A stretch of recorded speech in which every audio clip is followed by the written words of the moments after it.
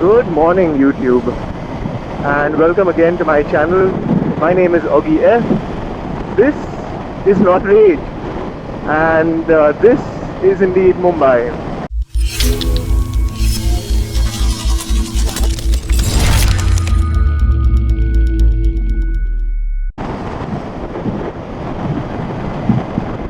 Alright, for those of you who regularly watch my videos, you'll know that I ride an RC 390 made by KTM. This is a Yamaha R3. Now, in case you're wondering why I got the bike or how I got the bike, well, my KTM RC 390's rear tire got punctured last night on the way home. And it was pretty late at night, so there were no tire puncture repair guys, if you want to call it that. I don't know what's the exact term. But yeah, so I had to just take the bike home and leave it over there.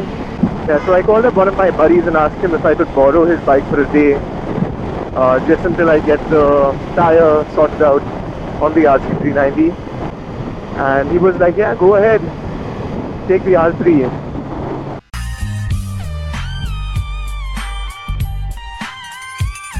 And Thug Life's music played in the background while I contemplated how I was gonna ride the bike.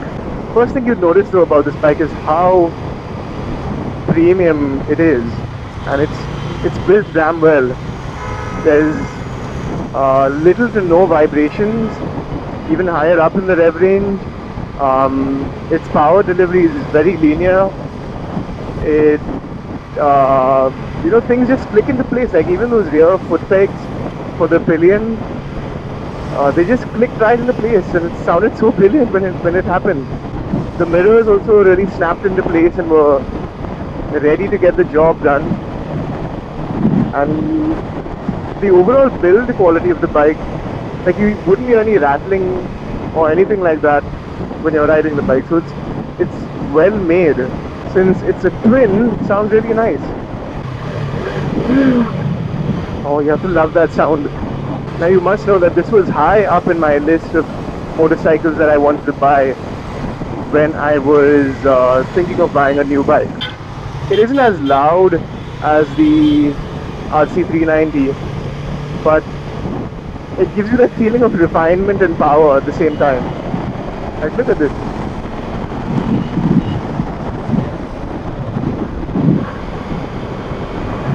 And it goes up to rev range so effortlessly that you don't even realize what speeds you're doing at some point in time.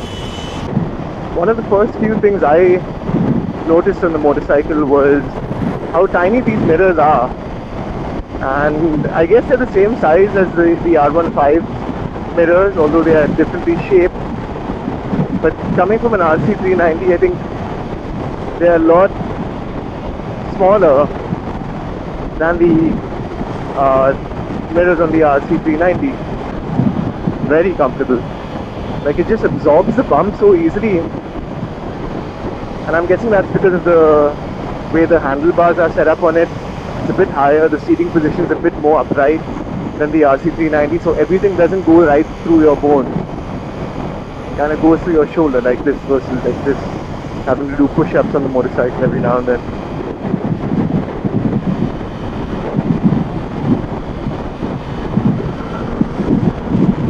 Love that sound.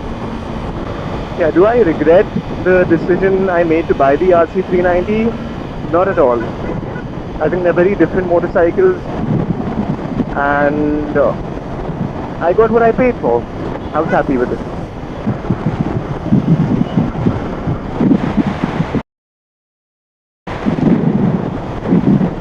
Make no mistake, ladies and gentlemen, this thing can pull. This thing can pull. And pretty effortlessly as well, because it's a twin. But looky here, a Ninja 300. I don't know whether it's because of the way this bike has been treated, because it's a showroom test bike which has been given for reviews for magazines and stuff. I don't know whether it's the way it's been maintained, because I can see the oil levels low and that thing keeps on flashing over there.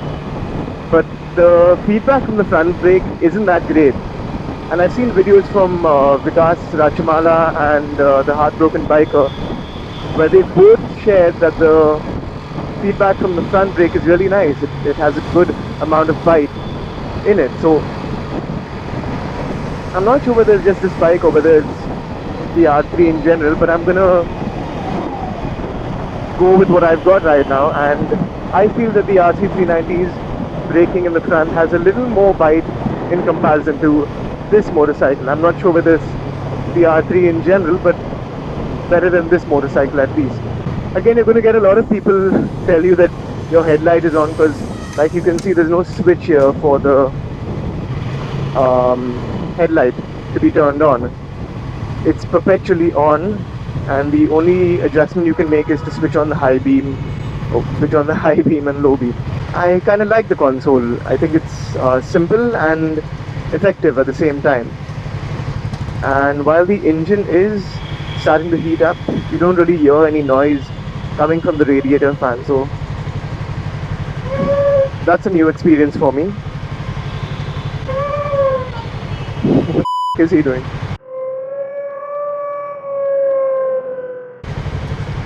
Yeah, you get all kinds of weirdos around here. आपकी सुरक्षा आपकी जिम्मेदारी है ना. HIV status जानिए, अपनी जांच कराइए और अपना HIV स्टेटस जानिए. साधारण helpline. Hope you guys made note of the number. Go ahead and get yourselves tested.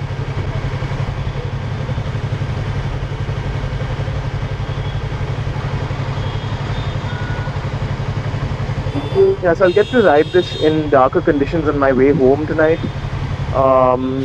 We'll be able to tell you how the headlight functions on this baby, and can probably share a bit more insight on the motorcycle a little later in the day.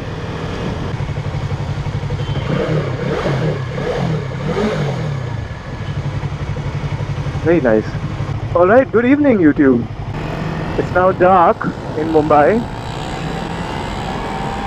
and I can give you a glimpse of what the headlights do on the R3. Now, I wasn't expecting it to be very great, especially after riding the RC 390. I think the projectors on that are pretty awesome, but they're better than the R15's headlights at least.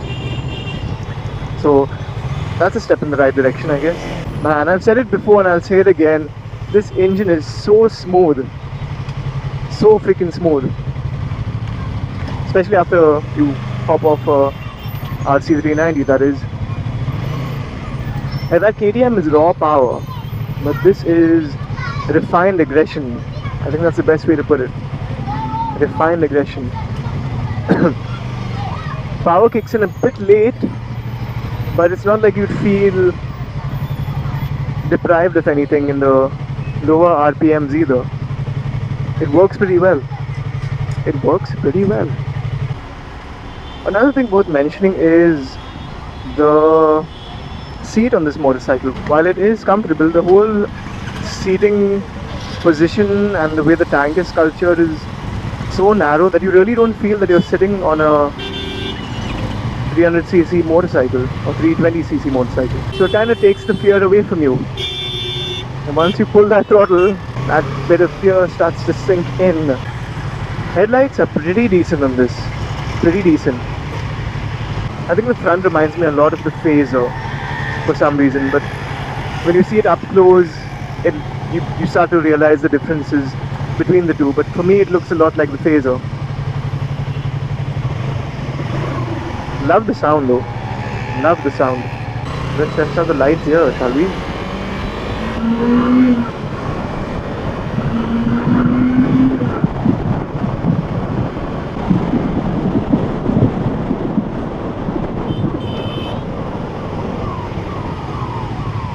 Now, since I borrowed the bike from a friend, I think it's only fair that I fill fuel for him. before I head home and give it back to him.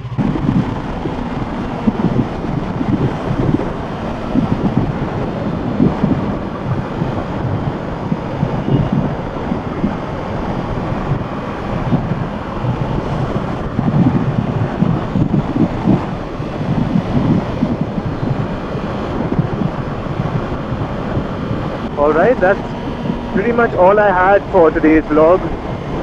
Thank you for watching my video. Hit that subscribe button if you haven't already.